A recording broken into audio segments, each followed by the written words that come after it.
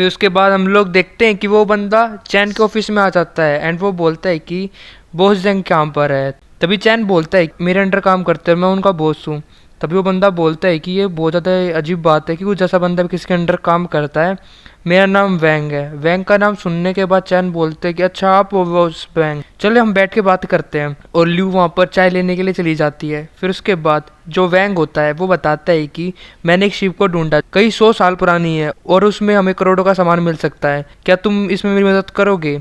चैन बोलता है कि मैं तुम्हारी मदद करने के लिए तैयार हूँ, बट हम जो सामान वहाँ से मिलेगा उसको हम कैसे बंटवारा करेंगे। तभी वो बोलता है कि जैसा कि हमने पहले भी बात कर रखी है कि 70 मैं रखूँगा, 30% तुम रखो, क्योंकि मैं तुम्हें उसका मैप देने वाला हूँ।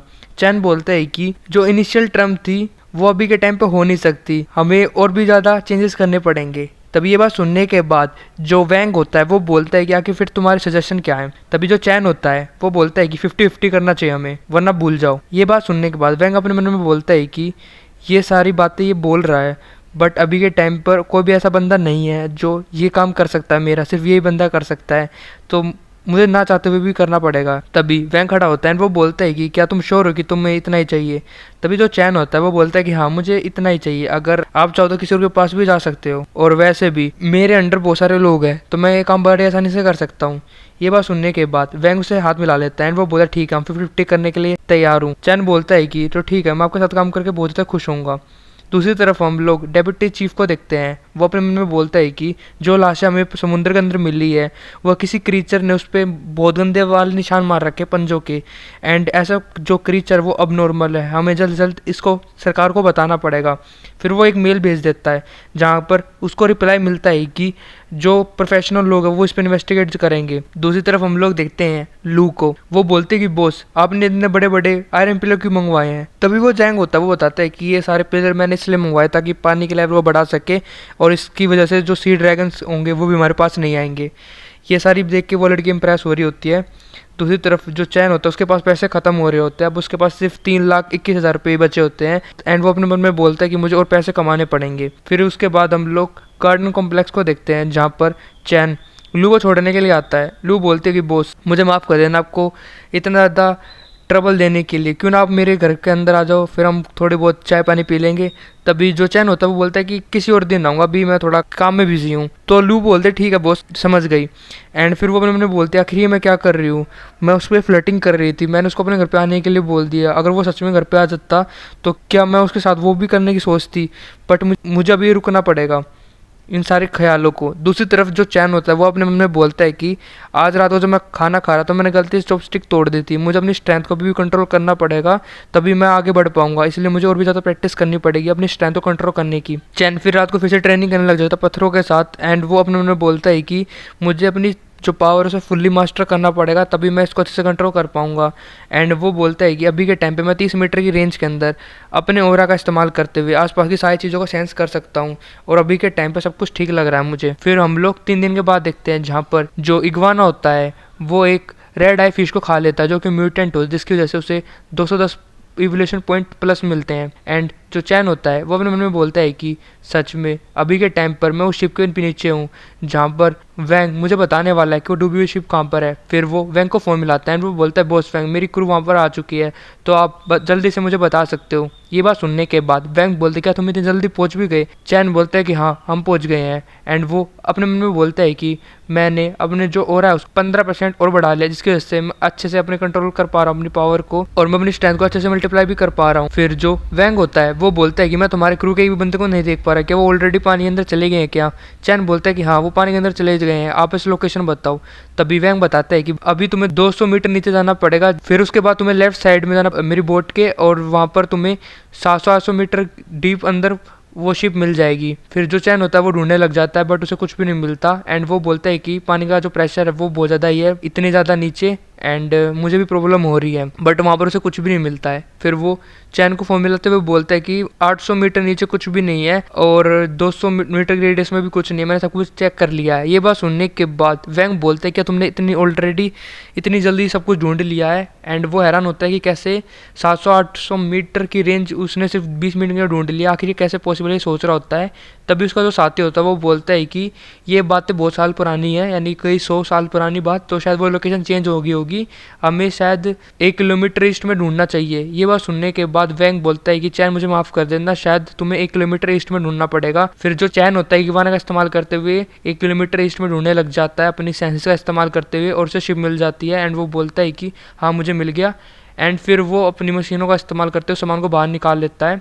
उसे देखने के बाद बंदा बोलता है कि इसमें 8 पीसीज हैं जो कि टूटे हुए हैं, और बाकी और भी सामान है जिसकी जो कीमत होगी वो 3 करोड़ से भी ज़्यादा होगी। एंड अभी हमें इसे प्राइवेटली बेचना पड़ेगा, जो कि हम 2 करोड़ में बेच सकते हैं। वैंग बोलता है कि सच में यार तुमने तो कमाल कर दिया, तुमने तो बहुत ज़्यादा काम के बंदे हो, जल्दी से मेरे पास आ जाओ ताकि तुम अपनी मनी को कलेक्ट कर पाओ। और कुछ दिन बाद हम लोग देखते हैं कि वैंग उन सारे सामान को 2 करोड़ 30 लाख में बेच देता है, और उसमें से 1 करोड़ 15 लाख चैन को दे देता है। एंड वैंग बोलते तुम चाहो तो उसको गिन सकते हो। चैन बोलते नहीं मैं तुम पे भरोसा करता हूँ। ये बात सुनने के बाद वैंग बोलता है तुम तो बहुत ज़्यादा स्ट्रेट फॉरवर्ड गाय हो, तुम्हारे साथ काम करने में मजा आ गया, अगली बार फिर से जब मुझे कुछ खबर मिलेगी मैं तुम्हारे पास ही आऊँगा। चैन अपने मन में बोलता है कि पैसे की प्रॉब्लम सॉल्व हो चुकी है, बट अभी मेरी जो स्ट्रेंथ है वो भी वीक है, अभी के टाइम पे मुझे और भी ज़्यादा ट्रेन करना पड़ेगा ताकि मैं किसी भी स्नाइपर बुलेट से या फिर किसी बम से भी बच पाऊँ। इतना ताकतवर मुझे बनना पड़ेगा। फिर अगले दिन हम लोग चैन की कंपनी को देखते हैं, जहाँ पर एक जो वर्कर होते हैं वो बोलते हैं बॉस कोई आपसे मिलने के लिए आया है। उसने एक रिज्यूमे दिया जहाँ पर वो बता रहा है कि उसे 200 से भी ज़्यादा शिप के बारे में पता है, एंड वो आसानी से आपको उन शिप के बारे में बता सकता है, जिसके लिए वो 50,000 रुपये महीना मांग रहा है। तभी जो चैन होता है वो बोलता है ठीक है अब उसका जो रिज्यूमे है वो दिखाओ मुझे। एंड जो रिज्यूमे को देखने के बाद चैन उसको फाड़ देता है, एंड वो बोलते हैं ये स्कैमर है, ये सारी झूठ बोल रहा है। अर्निंग उससे बात कर रही होती है, एंड वो बोलते बॉस आप कुछ दिनों से क्यों नहीं आए ऑफिस में। तभी जो चैन होता है वो बोलता है कि मैं एक बड़े प्रोजेक्ट में लगा हुआ जिसकी वजह से मैंने कुछ रुपये कमाए हैं। ये बात सुनने के बाद निंग हैरान होते हैं, एंड वो बोलती है बॉस सच में आप तो बहुत ज़्यादा अमेजिंग हो, आप तो कमाल के बंदे हो, इतनी जल्दी आप इतने ज़्यादा पैसे कमा लेते हो। जो चैन होता है वो बोलता है कि जैसा कि मैंने वादा करा था कि एक जैसे ही प्रोजेक्ट कंप्लीट होगा मैं तुम्हें ट्रीट दूंगा, इसलिए आज मैं तुम्हें डिनर पे लेके जा रहा हूँ। एंड सभी लोग बात करने लग जाते हैं कि जो हमारे बॉस चैन है वो कितने ज़्यादा अच्छे हैं। मेरी जो दोस्त के ऑफिस में भाई बंदे जो बॉस लोग होते हैं वो उन्हें बहुत ज़्यादा परेशान करते हैं, उनके साथ गलत हरकतें करते हैं। यहाँ पर हमारे बॉस इतने अच्छे ट्रीटमेंट रखते हैं, इतने अच्छे से हमारा ध्यान रखते हैं। एंड वो अपने मन में बोलते हैं अगर बॉस मेरे साथ कुछ करना चाहेंगे तो मैं मना भी नहीं कर सकती, मुझे इतने ज़्यादा पसंद आ गए हैं। और हम लोग देखते हैं कि चैन फिर से उन्हें खाने खेलने के लिए आता है, एंड वो बोलता है कि तुम जो चाहो यहाँ पर खा सकते हो, एंड ये मेरी तो ट्रीट होगी। एंड वे सभी लोग पार्टी कर रहे होते हैं।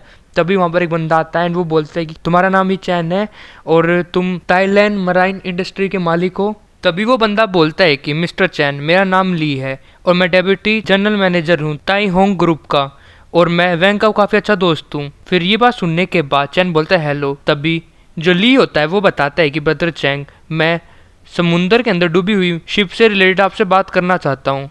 ये बात सुनने के बाद चैन बोलता है कि अगर इसमें मेरा कुछ फ़ायदा होगा तो मैं ज़रूर आपकी कंपनी के साथ काम जरूर करूँगा। आप एक काम करिए कल मेरे ऑफिस में आ जाइए, हम वहाँ पर बात करते हैं। और सेक्रेटरी लू होती है मैनेजर ली के पास, बिजनेस कार्ड लेके आती है चैन का, एंड वो बोलती है कि ये सर हमारे बॉस का बिजनेस कार्ड। उस बिजनेस कार्ड को लेने के बाद मैनेजर ली बोलता है ठीक है मैं आपसे कल मिलता हूँ। फिर ली को जाते हुए देखकर उनमें से एक लड़की बोलती है कि मैंने सोचा नहीं था कि जो मैनेजर ली है वो इतने ज़्यादा यंग होंगे। तभी जो निंग होती है वो बोलती है सिस्टर जाओ जो ये ग्रुप है क्या बहुत ज़्यादा बड़ा है। तभी जाओ बताती है कि अभी के टाइम पर जो सैलरी है वो मिलियंस के अंदर प्रॉफिट कमा रही है, साथ में जो बंदा एनसीटी का सबसे अमीर वाला बंदा होगा ना वो भी उसके सामने कुछ भी नहीं है। और फिर साथ में वो बताती है कि मैनेजर ली के पीछे भी टैन होंग लगा हुआ है, इसका मतलब ये चेयरमैन के जरूर कोई रिलेटिव होंगे और ये भी बहुत ज़्यादा अमीर होंगे। तभी जो निंग होती है वो बोलती है कि बिलियंस में जब पैसे होते हैं तो कैसा फील होता होगा, मैं तो यही सोच रही हूँ। सेक्रेटरी लू बोलती है कि अगर मैं इन जैसे अमीर आदमी के साथ एक दिन का खाना भी खा लूँ तो मेरी ज़िंदगी सफर हो जाएगी। चैन अपने मन में बोलता है कि इतने ज़्यादा अमीर आदमी का बेटा भी डूबी हुई शिप के अंदर इंटरेस्टेड है, ये तो काफ़ी ज़्यादा अजीब बात है। दूसरी तरफ हम लोग इग्वाना को देखते हैं जो कि एक मछली को पकड़ लेता है जो कि बहुत ज़्यादा महंगी होती है। वो बोलता है कि ये तो बहुत ज़्यादा ही कॉन्सिडेंस वाली बात है, मैंने सोचा नहीं था कि मैं एक ऐसी मछली को पकड़ लूँगा जो कि 10 मिलियन की बिकती होगी, और ये एक टूना होती है। और चैन ये भी बोलता है कि यहाँ पर सिर्फ एक टूना नहीं है, यहाँ पर बहुत सारी टूना है। फिर हम लोग वेयर हाउस में देखते हैं जहाँ पर वो मछली चैन के पास पहुँच जाती है। चैन उसे देखते हुए बोलता है कि ये मछली 10 मिलियन की है और जो उसका टेस्ट है वो मुझे कुछ ना जो स्पेशल भी नहीं लगता, आखिर लोग इसे क्यों खरीदते हैं, बट मेरे लिए तो अच्छी बात है। मेरे लिए सिर्फ ये शिप नहीं है, मेरे लिए तैरता हुआ प्यासा है जो कि मुझे बाहर निकालना है। अगला स्टेप मेरा ये होगा कि मुझे सबसे पहले एक ऐसे बायर को ढूंढना पड़ेगा जो उसको खरीदना चाहता हूँ। फिर हम लोग चैन को देखते हैं जो ट्रेनिंग कर रहा होता है। तभी उसके पास फ़ोन आता है सेक्रेटरी लू का। सेक्रेटरी लू बताती है कि मास्टर, जो यंग मास्टर ली है वो आपका वेट कर रहे हैं ऑफिस के अंदर, तो आप जल्दी से आ जाओ। चैन बोले ठीक है, मैं जल्दी आ रहा हूँ। फिर हम लोग देखते हैं कि ऑफिस में चैन आ जाता है। चैन मैनेजर ली के साथ मीटिंग में होता है। मैनेजर ली बोलता है मिस्टर चैन, मैं आपको डूबी हुई शिप की लोकेशन दूंगा। ये बात सुनने के बाद चैन बोलता है कि यंग मास्टर, आप तो बहुत ज़्यादा अमीर हो, तो आप इन डूबी हुई शिप के अंदर क्यों इंटरेस्टेड हो। तभी जो मैनेजर ली होता है वो बोलता है कि मेरे हिसाब से ये आसान तरीका पैसा कमाने का, इसलिए मैं भी इनके पीछे हूँ। फिर जो चैन होता है वो बोलता है कि अगर ऐसी बात है तो मैं आपके लिए वो शिप ढूंढ दूंगा, बट उसके बाद हम 50-50 करेंगे। और जो मैनेजर ली होता है वो बोलता है ठीक है, मुझे कोई प्रॉब्लम नहीं है। चैन अपने मन में बोलता है कि इसके फेस से दिखने से लग रहा है कि ये सिर्फ ट्रेजर के पीछे नहीं है, जरूर और कोई बात है उस शिप के पीछे जो कि मुझे पता लगानी पड़ेगी। फिर जो चैन होता है वो बोलता है कि मिस्टर ली, क्या आप किसी को जानते हो जो सी फूड रेस्टोरेंट को चलाता हो, क्योंकि मेरे पास 4 मीटर की टूना है। ये बात सुनने के बाद मैनेजर ली बोलता है कि इम्प्रेसिव मिस्टर चैन, मुझे पता नहीं था कि टूना भी आप बेचते हो। फिर वो बोलता है कि हाँ, मेरे पास एक ऐसा बंदा है जो रेस्टोरेंट चलाता है, क्यों ना हम लंच करते हुए उससे मिलवाऊँ मैं आपको। फिर हम लोग वेयर हाउस पे देखते हैं जहाँ पर वो बंदा आ जाता है जो कि वो टूना खरीदने वाला होता है। चैन बोलता है कि मैनेजर लिन, आपको इतना रश करने की जरूरत नहीं है, वो फिश सिर्फ आपको ही मिलने वाली है, आप चिंता मत करो। फिर हम लोग देखते हैं कि एक बंदे से वो जांच करवाता है। वो बंदा बताता है कि वो जो इस फिश की क्वालिटी परफेक्ट है, मैं इसको आसानी से A ग्रेड की बता सकता हूँ। ये बात सुनने के बाद मैनेजर लिन बोलता है कि ये फिश सच में टॉप नॉच की है, आज से हम दोनों दोस्त हैं और मैं तुम्हें 7 मिलियन का प्राइस देने वाला हूँ, क्या तुम इसको बेचना चाहोगे। चैन बोलता है ठीक है, मैं इस डील में इसको बेचना चाहूँगा। ये देखने के बाद जो सेक्रेटरी लू होती है वो अपने मन में बोलती है कि इस बंदे ने बिलियंस की डील कर ली, वो भी इतनी आसानी से, सच में ये बंदा इम्प्रेसिव है। फिर हम लोग मैरियट इंटरनेशनल को देखते हैं जो कि बहुत बड़ा लग्जरी मॉल होता है। वहाँ पर चैन के साथ सेक्रेटरी लू भी आई होती है। चैन बोलता है कि आज हमने बहुत अच्छी डील करी, चलो मैं तुम्हें कुछ दिला देता हूँ। और सेक्रेटरी लू होती है वो उन्होंने बोलती है कि सच में यहाँ पर तो वर्ल्ड के सबसे ज़्यादा लग्जरी आइटम्स हैं। फिर हम लोग देखते हैं कि चैन वहाँ पर बहुत ज़्यादा शॉपिंग कर लेता है। ये देखने के बाद सेक्रेटरी लू अपने मन में बोलती है कि मैंने सोचा नहीं था कि बहुत इतने ज़्यादा पैसे यहाँ पर खर्च करेंगे। एंड हम लोग देखते हैं कि जो वहाँ की सेल्स गर्ल होती है वो बहुत ज़्यादा खुश होती है। फिर थोड़ी देर बाद हम लोग देखते हैं कि चैन को देखते हुए सेक्रेटरी लू बहुत ज़्यादा शर्मा रही होती है। एंड वो अपने मन में बोलता है कि बॉस ने जो वॉच पहनी है वो ही 2 मिलियन की, और उन्होंने मेरे लिए भी शॉपिंग करी है इतनी ज़्यादा लग्जरी आइटम की, सच में मैं तो बॉस से बहुत ज़्यादा इंप्रेसिव हो चुकी हूँ। फिर वो चैन के घर में पहुँच जाते हैं। चैन बोलता है कि मैं चाहता हूँ कि तुम मेरे लिए एक विला ढूंढो, और इस बात का ध्यान रखना कि वो बहुत ज़्यादा बड़ा होना चाहिए और बहुत ज़्यादा शानदार भी होना चाहिए, और उसकी लोकेशन भी बढ़िया होनी चाहिए। ये काम मैं तुम्हें दे रहा हूँ, और उसकी जो कीमत होगी वो 30 मिलियन तक का होगी, तो मुझे कोई दिक्कत की बात नहीं है। ये बात सुनने के बाद सेक्रेटरी लू बोलती है कि जी बहुत ऐसा ही होगा। दूसरी तरफ हम लोग देखते हैं कि पानी के अंदर बहुत ज़्यादा ही सबमरीन जा रही होती है, एंड ये सब कुछ इग्वाना भी देख रहा होता है। चैन बोलता है कि मैंने सोचा नहीं था कि समुद्र के अंदर सबमरीन घूम रही होंगी, आखिर ये यहाँ पर क्या ढूंढ रहे हैं। तभी वो कुछ महसूस करता है एंड उसे देखने के बाद बोलता है कि कोई मुझे देख रहा है, मुझे डेंजरस लग रहा है, तो मुझे शायद अभी के टाइम पर यहाँ से चला जाना चाहिए। तभी हम लोग देखते हैं कि उसे पीछे से क्रैब देख रहा होता है जो कि म्यूटेंट होता है, एंड वो चैन के ऊपर हमला भी कर देता है। तभी ये देखने के बाद चैन बोलता है कि तुम्हें क्या लगता है, क्या मुझे हराना इतना ज़्यादा आसान होगा। तभी हम लोग देखते हैं कि जो चैन का इग्वाना होता है वो क्रैब से बच जाता है। तभी जो चैन होता है वो अपने मन में बोलता है कि जो ये क्रैब है ये बहुत ज़्यादा स्ट्रॉन्ग है, मुझे संभल के इससे फाइट करनी पड़ेगी। एंड हम लोग देखते हैं कि वो सीधा हमला कर देता है क्रैब के ऊपर, बट जो क्रैब होता है वो भी बहुत ज़्यादा अटैक कर रहा होता है। क्रैब के अटैक को देखने के बाद इग्वाना अपने मन में बोलता है कि जो इस मॉन्स्टर की फोर्स है वो 10 टन से भी ज़्यादा है, ये तो काफ़ी ज़्यादा इंटरेस्टिंग है। और हम लोग देखते हैं कि तभी जो इग्वाना होता है वो क्रैब के ऊपर हमला कर देता है, जिसकी वजह से क्रैब हार जाता है। चैन बोलता है कि मैंने तुम्हें खत्म कर दिया है, अब मैं तुम्हें धीरे धीरे खा जाऊंगा ताकि मेरी वो ताकत बढ़ सके। दूसरी तरफ चैन अभी भी रिसर्च कर रहा होता है सबमरीन्स के ऊपर कि आखिर ये सबमरीन पानी के अंदर क्या कर रही थी, और ये सारी इन्फॉर्मेशन निकालने का चैन का जो प्लान होता है वो इसलिए होता है उसने बहुत सारे म्यूटेंट क्रीचर्स देख लिए पानी के अंदर, और उसे लगता है कि वर्ल्ड जल्दी चेंज होने वाला है। फिर उसे बहुत सारे आर्टिकल्स मिलते हैं जहाँ पर बहुत सारी डिटेल्स होती है। उन्हें देखने के बाद चैन बोलता है कि ये सब कुछ 2 सालों से हो रहा है, पानी के अंदर बहुत ज़्यादा क्रीचर्स बढ़ चुके हैं, और मुझे ऐसा लगता है कि जैसे मैं पानी के नीचे और जाऊंगा तो मुझे और भी ज़्यादा ताकतवर क्रीचर्स मिलने वाले हैं। फिर हम लोग देखते हैं कि चैन का जो इग्वाना होता है वो उस क्रैब को खा लेता है, जिसकी वजह से उसे 290 प्लस इवोल्यूशन पॉइंट्स मिलते हैं। एंड ऐसे करके वो खा रहा होता है, जिसकी वजह से चैन का जो इग्वाना होता है वो 18 मीटर से भी ज़्यादा लंबा हो जाता है। दूसरी तरफ चैन भी प्रैक्टिस कर रहा होता है अपने पिलर के साथ, जो कि उसने स्पेशली बनवाया था। एंड वो बताता है कि कैसे उसकी जो पावर है वो 100 पॉइंट से भी ज़्यादा बढ़ चुकी है, और जो उसकी बॉडी स्ट्रक्चर है, मसल स्ट्रेंथ है, सब कुछ वो बहुत ज़्यादा अलग लेवल पे पहुंच चुकी है। अब वो चाहे तो आसानी से एक आयरन पिलर के अंदर भी होल कर सकता है बिना किसी चोट को लगे हुए। साथ में अभी के टाइम पर जो हैंडगन है वो भी मेरा कुछ नहीं बिगाड़ सकती, और मेरी एक्शन स्पीड है वो भी बहुत ज़्यादा बढ़ चुकी है। फिर उसके बाद हम लोग चैन को एक बुक स्टोर में देखते हैं, जहाँ पर वो एक बुक को उठाता है जो कि मार्शल आर्ट की होती है। चैन अपने मन में बोलता है कि ये वर्ल्ड बिल्कुल भी सिंपल नहीं है जैसा कि मैं सोचता हूँ, इसके लिए मुझे और भी ज़्यादा लर्न करना पड़ेगा, और लर्न करने का सबसे आसान तरीका है किताबों को पढ़ने का। वहाँ पे कुछ लड़कियाँ भी होती हैं जो चैन को देखकर उससे बहुत ज़्यादा इंप्रेस हो रही होती हैं। वो बोलती है कि ये लड़का कितना ज़्यादा हैंडसम है, क्या मुझे वहाँ पर जाकर उससे फ़ोन नंबर मांगना चाहिए, बट वो ऐसा नहीं करती हैं। फिर चैन बताता है कि अभी के टाइम पर उसे बहुत कुछ लड़ना है, इसलिए वो 2 मार्शल आर्ट को चुनता है एंड उसको वेयर हाउस में जाकर उसे ट्रेनिंग करने लग जाता है, जिसको मास्टर करने में उसको थोड़ी प्रॉब्लम हो रही थी, बट वो ऐसे करके प्रैक्टिस करता रहता है। तभी उसके पास ली का फ़ोन आता है। ली बताता है कि बॉस चैन, हम वहाँ पर पहुँच चुके हैं, मैं आपको जल्दी लोकेशन भेजने वाला हूँ। मेरे बंदे जल्दी पानी के अंदर पहुँच जाएंगे, आधे दिन के अंदर, तुम लोकेशन भेज दो। थोड़ी देर बाद चैन को खजाना मिल जाता है पानी के अंदर, एंड वो बोलता है कि बॉस ली, हमें गोल्ड और जितने भी सामान था वो सारे मिल चुके हैं। तभी जो मैनेजर ली होता है वो बोलता है कि बॉस चैन, क्या आपको वहाँ पर कोई स्पेशल बॉक्स नहीं मिला? फिर मैनेजर ली बताता है कि वहाँ पर आपको एक छोटा सा बॉक्स मिलेगा, अगर आपको कुछ भी स्पेशल मिलता है तो आप मुझे दे सकते हो, उसके बदले में मैं आपको सारा सामान देने के लिए तैयार हूँ। चैन बोला ठीक है, ऐसा ही करूँगा मैं।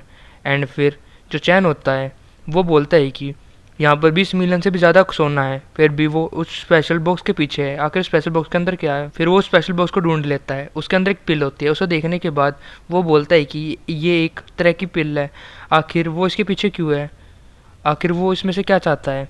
फिर उसके बाद हम लोग देखते हैं कि जो चैन होता है वो उस बॉक्स को मैनेजर ली को दे देता है। मैनेजर ली उस बॉक्स को देखने के बाद हैरान होता है एंड वो बोलता है कि ये नहीं हो सकता, यहाँ पर तो मेरा एलिक्सर है ही नहीं। दूसरी तरफ हम लोग देखते हैं कि डेप्यूटी कमिश्नर को एक लाश मिलती है। उसका जो ऑफिसर होता है वो बताता है कि ये बंदा अभी मरा है 10 घंटे पहले, बट इसमें एक अलग बात है, इसके बॉडी के अंदर एक भी ब्लड नहीं है, और जो इसकी मसल थी वो भी पूरी तरह सुखड़ चुकी है। ये बात सुनने के बाद जो डेप्यूटी कमिश्नर होता है वो बोलता है कि मैं अपने हायर अप को बता दूंगा, वो इन्वेस्टिगेशन जरूर करेंगे इसके ऊपर। एंड वो अपने मन में बोलता है कि जितने भी विक्टिम्स है वे सारे थग्स थे, उनके पास कोई भी फैमिली नहीं थी, बट वो फिजिकली बहुत ज़्यादा स्ट्रॉन्ग थे।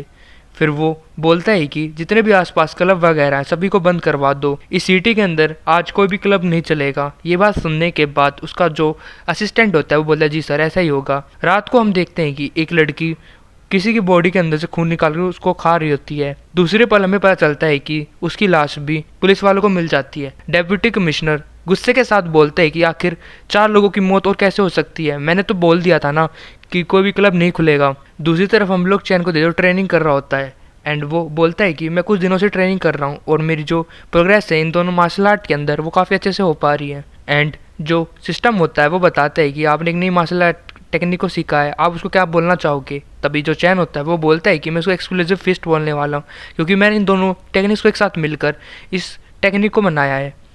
फिर उसके बाद हम लोग शिव को देखते हैं जहाँ पर वे मछली पकड़ने की कोशिश कर रहे होते हैं। वो बोलते हैं कि फाइनली हमें एक अच्छी मछलियाँ मिली है जाले के अंदर, अगर हमने कोई भी मिस्टेक नहीं करी तो हम मिलियंस में पैसे कमा सकते हैं।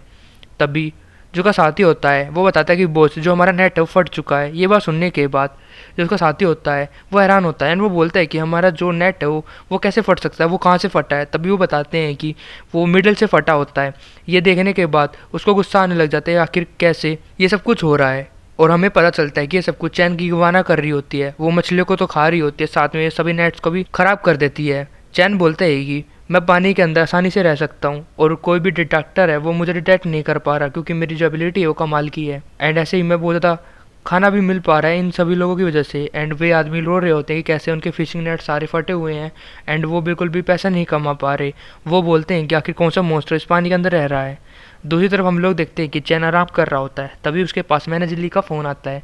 मैनेजर ली बोलता है कि मैं एनसीटी के अंदर आने वाला हूँ और मैं तुम्हें अपना ग्रेटिट्यूड दिखाना चाहता हूँ, इसलिए हम साथ में डिनर करेंगे। चैन बोला ठीक है यंग मास्टर ली, अगर आप मुझे बुला रहे हो तो मैं ज़रूर आऊँगा। फिर हम लोग एक बढ़िया से क्लब को देखते हैं जहाँ पर एक लड़की होती है, वो बोलती है कि आप सभी लोगों का स्वागत हमारे क्लब के अंदर। उसको देखने के बाद मैनेजर ली बोलता है कि काफ़ी दिन हो गए तुम्हें मिले हुए, आज का जो डे है वो मेरे लिए खास है, इसलिए सब कुछ मैंने आज पहले ही रिजर्व कर लिया है।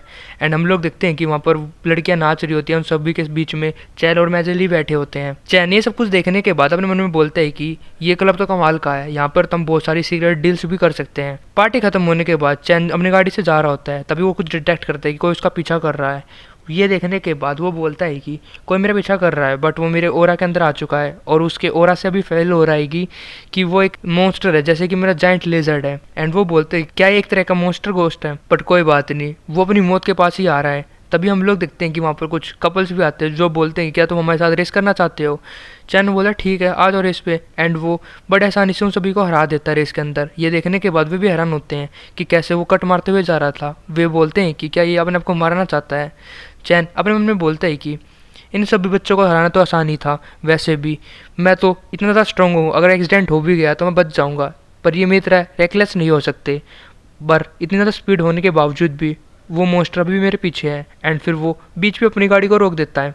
एंड वो बोलता है कि मैं कोई बुरा इंसान नहीं, तुम बाहर आ सकते हो। तभी एक लड़की सामने आती है जो कि पेट के ऊपर छुपी होती है। वो बोलते हैं कि बिग ब्रदर ये अजीब तरीका है मुझे बुलाने का, वैसे मेरे कुछ कपड़े थे जो मैं नहाते टाइम पे उतारे थे, वो कोई कपड़े लेके भाग चुका है, इसलिए मैं बाहर नहीं आ सकती, क्या आपके पास कुछ कपड़े हैं। तभी चैन उसके ऊपर हमला करते हुए बोलता है कि तुम्हें कुछ कपड़े चाहिए, चलो मैं तुम्हें कुछ कपड़े दे देता हूँ। एंड सीधा जाकर उस मॉन्स्टर के ऊपर हमला कर देता है, सीधा जाकर उस लड़की के ऊपर हमला कर देता है। जैसे ही वो उस लड़की पे हमला करता है चैन हैरान होता है, क्योंकि वो जो लड़की होती है वो एक तरह के गोस्ट मॉन्स्टर में चेंज हो जाती है। ये देखने के बाद चैन भी डर जाता है। वो लड़की बोलती है कि तुम बहुत ज़्यादा एक कमाल के हो, तुम्हें अगर मैं खा लूंगी तो मैं और भी ज़्यादा ताकतवर हो पाऊंगी। चैन ये देखने के बाद बोलता है कि तुम क्या चीज़ हो। वो बोलती है कि मैं एक इंसान ही हूँ बट तुमसे बेहतर। एंड वो उस पर हमला करने के लिए बढ़ती है। एंड वो बोलती है कि अगर मैं तुम्हें खा लेती हूँ तो तुम 100 आदमियों के बराबर हो, जो कि बहुत ज़्यादा हेल्दी है। सच में मैं तुम्हें खाकर अपनी फर्स्ट स्टेज को कंप्लीट कर सकती हूँ विलेशन की। तभी चैन उसका अटैक से बचता है। एंड चैन अपने पंच को रेडी करता है, जो डायनेमिक पंच नया मूव बनाया था। एंड वो बोलता है कि अगर ऐसी बात है कि तुम मुझे खाना चाहते, चलो मैं तुम्हें दिखाता हूँ हराना कितना मुश्किल है। चैन की स्पीड देखने के बाद वो मॉन्स्टर भी हैरान होती है। एंड वो बोलते हैं तुम तो बहुत ज़्यादा फास्ट हो। तभी चैन उसे पंच मारता है और एक ही पंच उस लड़की को हरा देता है, या फिर उस मॉन्स्टर को। मॉन्स्टर बोलते हैं इम्पॉसिबल है मुझे ऐसे हराना।